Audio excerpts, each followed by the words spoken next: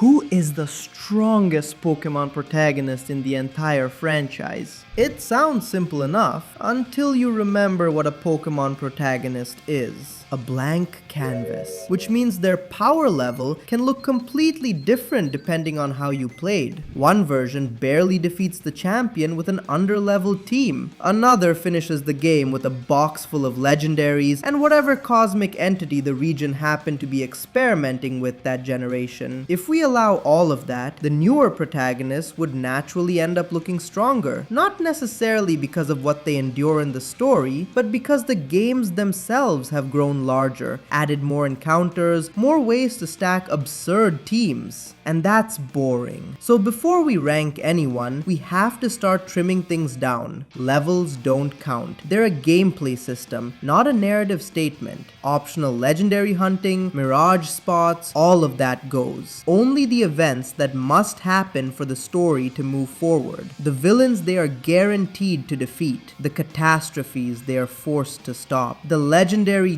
gods they must confront because the plot leaves them no choice. That's our canon. And when you reduce them to that, some of them become far less mythical and others become absolutely terrifying. So now that the battlefield is finally level, let's see who stands at the top.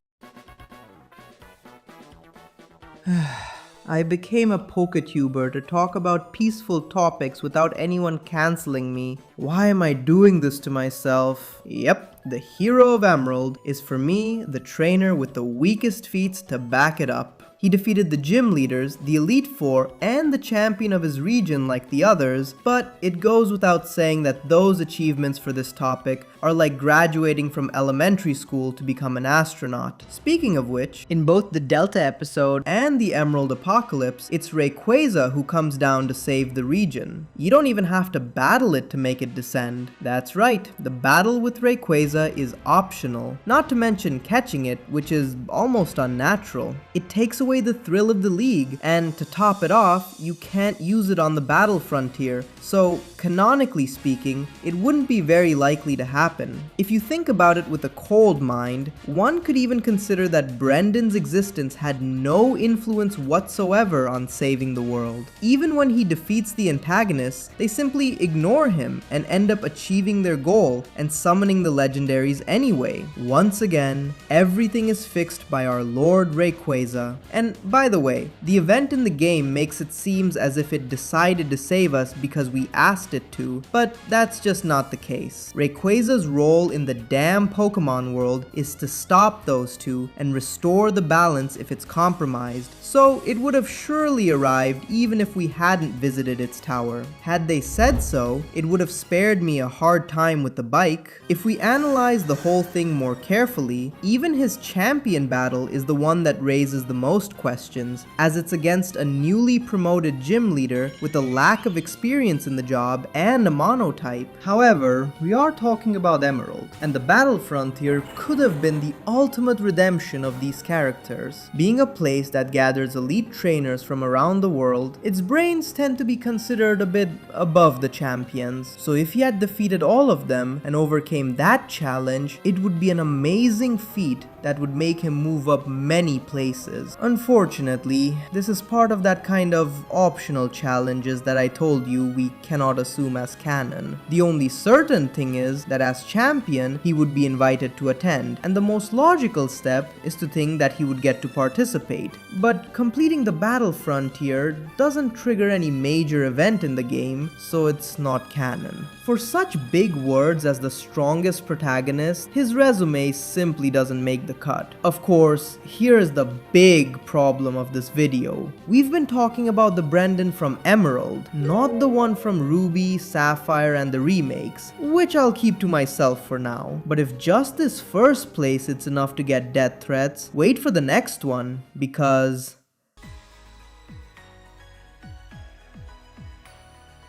stab me if you want. All I ask is that you please stop forgetting Chris. To be fair, Despite the legendary aura that Game Freak has overexploited over the years, it's natural that the protagonist of the original versions, in which Pokémon was not yet about saving the universe from its destruction by being the chosen one of multiversal deities, pales in the face of what was to come. But then, why do I put the player characters of the Johto games on the same level? Isn't he supposed to have been defeated by them? Well, I feel that by showing their clash, contrary to popular belief, they wanted precisely to imply that they are in the same tier of power. Yup. It's considered canon that during the events of Gold and Silver, Red is waiting on Mount Silver, ready for an opponent. So, even if it's post-game, we can also consider official that this battle takes place at some point. But think about it. If you win, Red vanishes as the player to reappear when you beat again the Pokemon League. While if he beats you, it's you who disappears in the same way, and it's still possible to face him again. Whoever loses is transported to the Pokemon Center, spends some time training, and returns for a rematch. I feel that the most logical reading of the elements that the game presents is that there is an absolute evenness between them. Both confronted Team Rocket,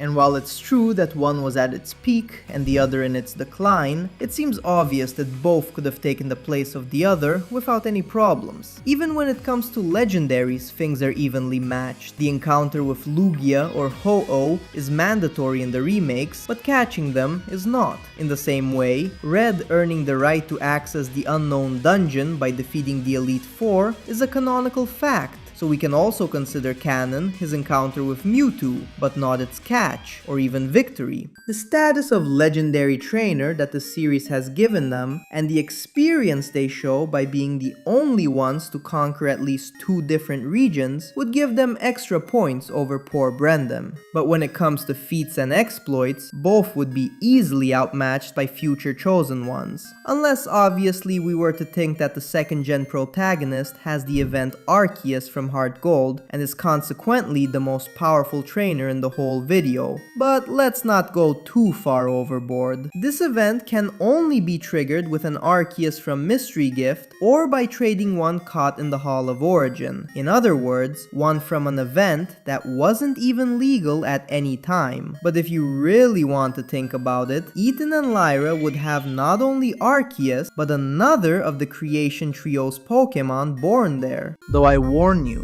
if you want to open the door of event Pokemon, we can just stay here until next week.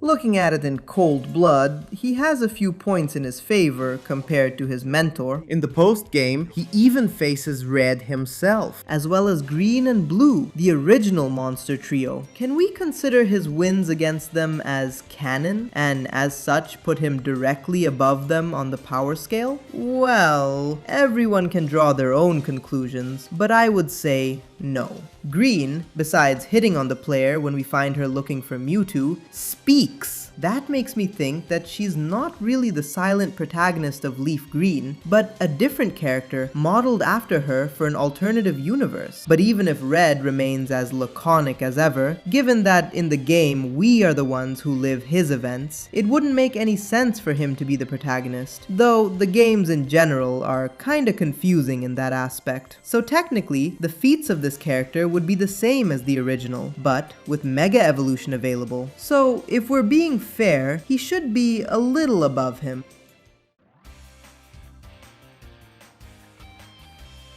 Well, this is where it starts to get tricky. It was during this generation that the game started to offer the legendary on a platter, and the mere thought of this child holding one of the creator deities of the universe in her hands is quite frightening. The point is that, against popular belief, the game doesn't force you to catch it, and it just has a high catch rate. But no. Unlike other generations, it's not required to advance and is not officially in her team. But despite that, isn't being able to appease a primordial entity enough merit in its own right to rise even higher? Well, I feel that the fact they are so easy to capture in the game is a very clear sign that it's not a real battle. The legendary could easily destroy the galaxy in an instant if it wanted to, but it decides to test our worth in a Pokemon battle, a challenge offered to us for saving the universe and from which the player cannot escape.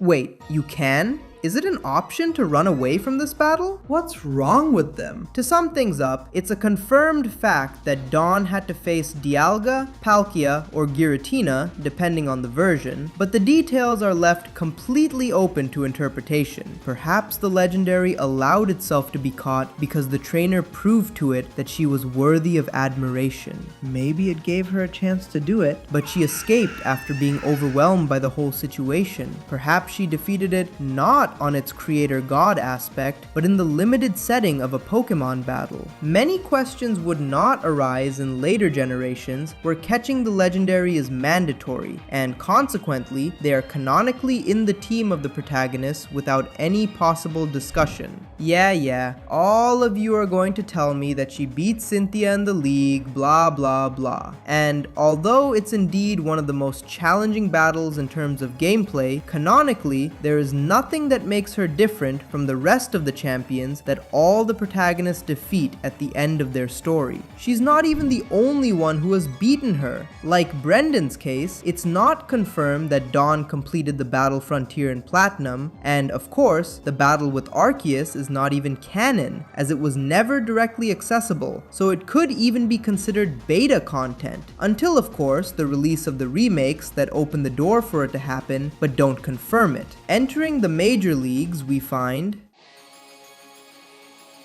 Okay, would any of you also bet that these two self-inserts were going to get this far? After all, they beat all the legendary trainers of the series in the epic Pokemon World Tournament.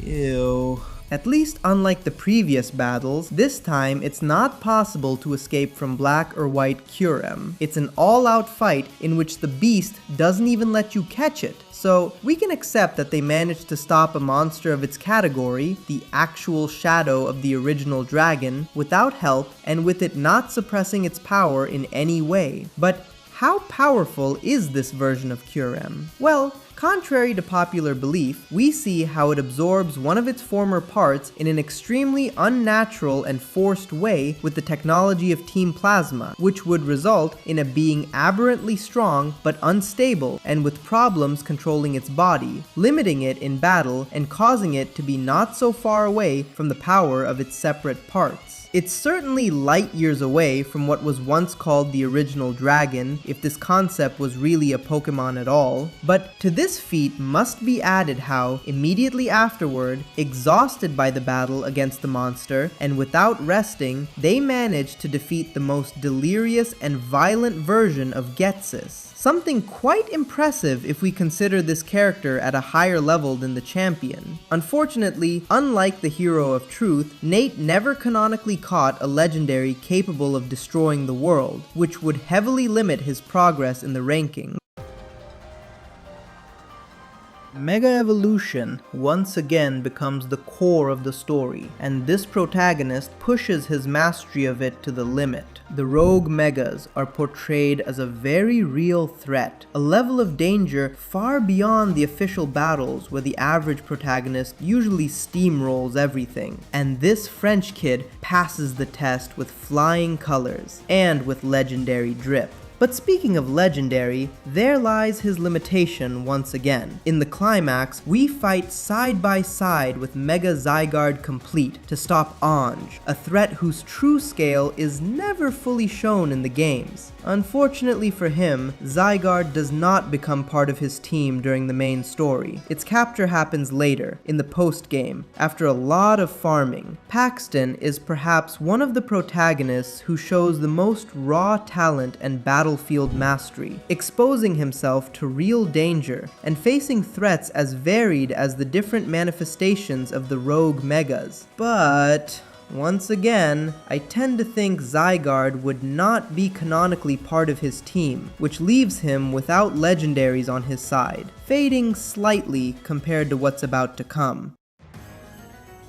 Galar rules the art of Pokemon battles, being the region where battles have the highest social importance and present the toughest challenge, boosting the level of its elite. Some of their gym leaders even slaughter champions from other regions. That's why it's the only instance in which I give a little more weight to the act of being crowned champion, as it has some more merit to do it on a stage like that than in any other region, with the battle against the number one in the world as a climax. Yet, when Rose summons the darkest day, the moment of truth arrives, where we must stop one of the greatest threats ever seen in the Pokémon universe, Eternatus, which not even Leon, the best trainer in the world out of those on this list, could handle. That we managed to neutralize something like this, a beast that literally feeds on the energy of entire planets, a living evil Genki Dama, shouldn't make this Scottish prodigy one of the strongest trainers? Well, not necessarily, and to understand why, you only have to look at the events of the battle on its own. In the first phase, we managed to defeat it with the help of our friend Hop. The question is, could she have managed to do it on her own? Maybe, but they bullied this poor kid enough during the game to tell him to go away now. Nah, even if many underestimate him, he's still a top trainer in the series, so his help should have been evident, and it's questionable if the protagonist would have achieved it without help. But doubts are soon answered. In its final form, the power of this monster was enough to distort reality around it. Beating something like that would be worthy of a solid contender for the strongest protagonist, but just look at what happens. The two of them together fail to even make a scratch on it. It's not until the arrival of the heroes, Zacian and Zamazenta, who choose them as the rightful heirs of the Galar spirit, that all of them together finally succeed in stopping the darkest day. The union of everyone at the moment of truth, doing their best, as the legend says. Obviously, none of them alone would have been able to deal with something like this. However, Eternatus does get officially and necessarily caught by the player. But here's the thing. In the game, it never displays that Eternamax form again, as it can only be manifested in the apocalyptic context of the darkest day, in a worldwide energy drain by the virus that we're going to assume this girl would not cause. Eternatus is canon in Gloria's team in its restricted base form, which together with her other merits makes her a very tough contender, but she's not invincible.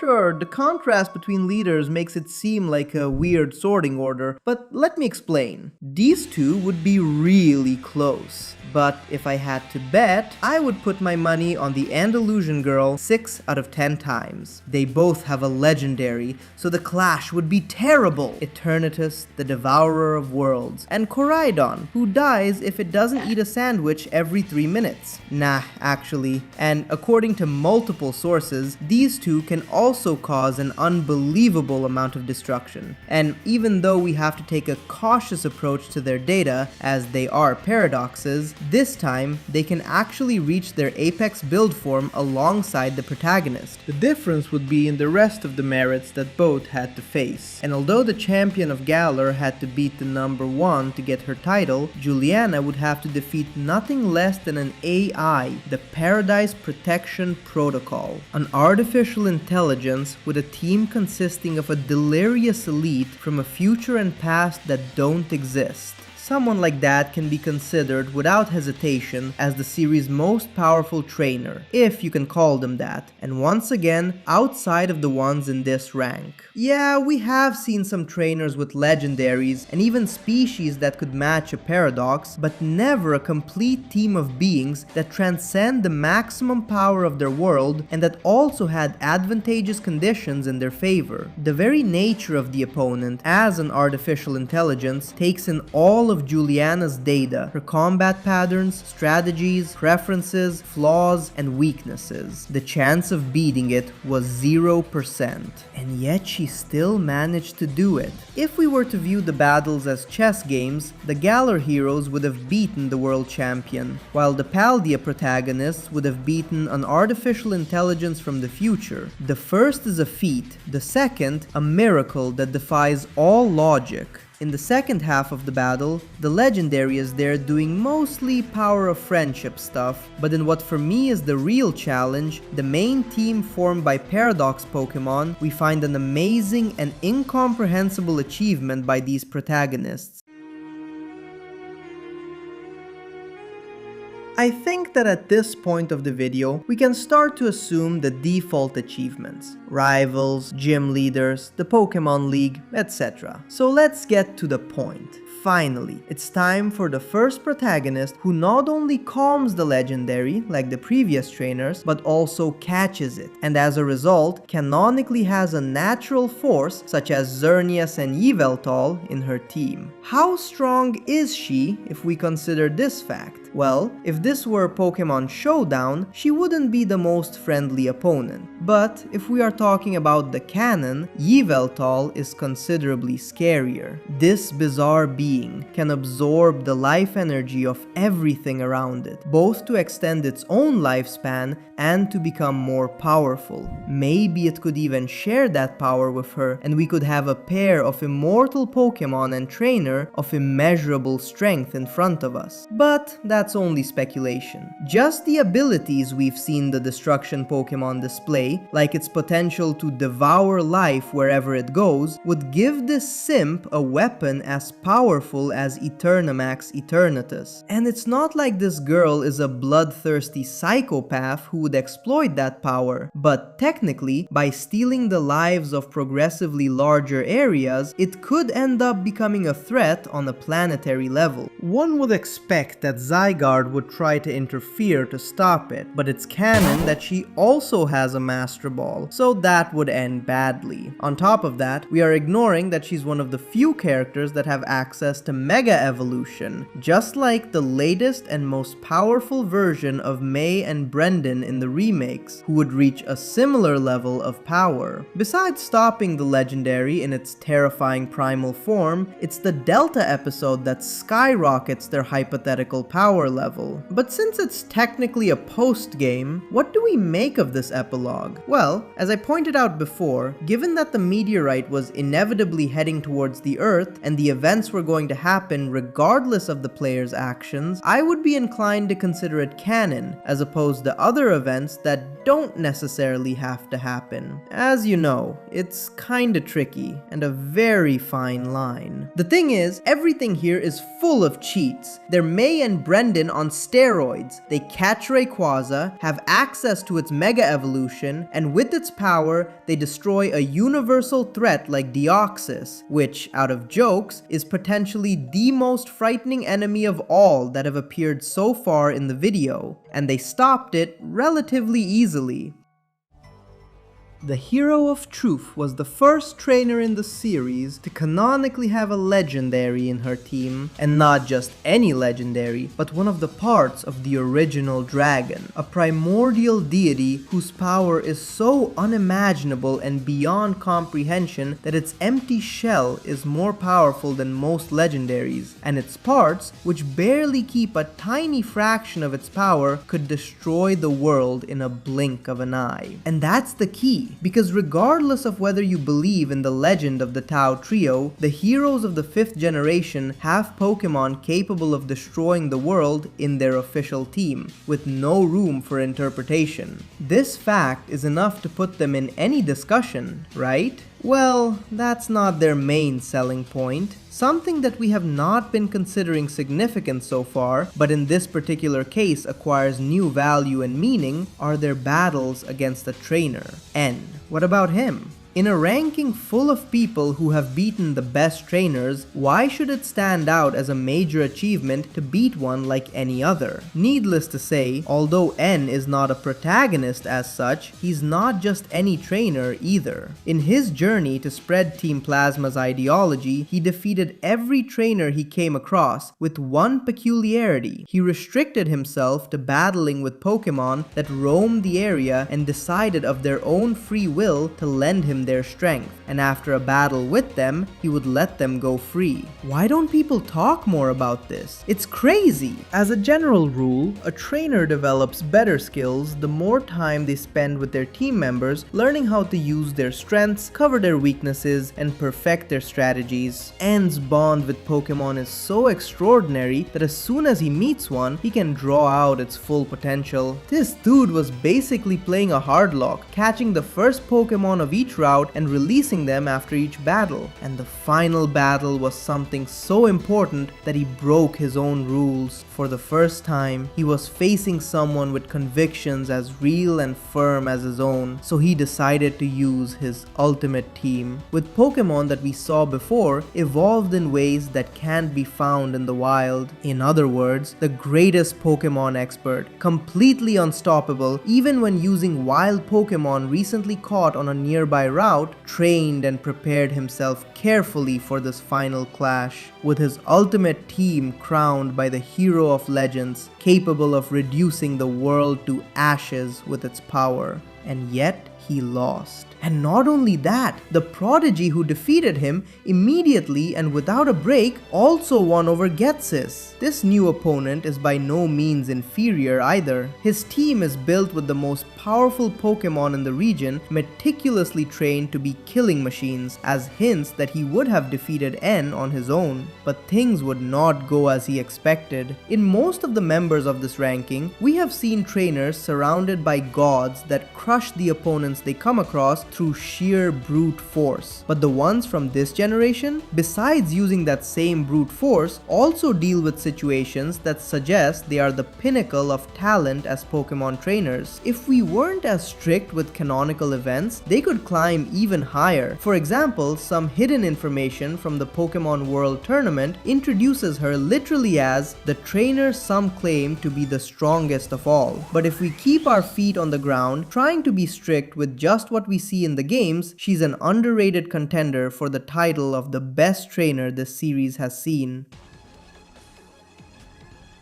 Let's get to the great feat of these two. Let's remember how the protagonists of Sword and Shield needed to join forces to defeat Eternatus, a being that consumes planets. Well, this kid defeats Ultra Necrozma at its peak, a galaxy-eating being, and the second most powerful Pokemon of all, being even debatable if it isn't really the most powerful Pokemon. Unlike other battles of this kind, this time, Necrozma was totally out of control. It's such a ridiculous feat that we don't even need to look much further into them. For example, in the post-game, he defeats all the villains from universes where they achieved their goals, with the legendary Pokegods in their respective teams, and all in time for a few malasadas, and without even having finished the move. But who? What kind of absurd power level freak could top this?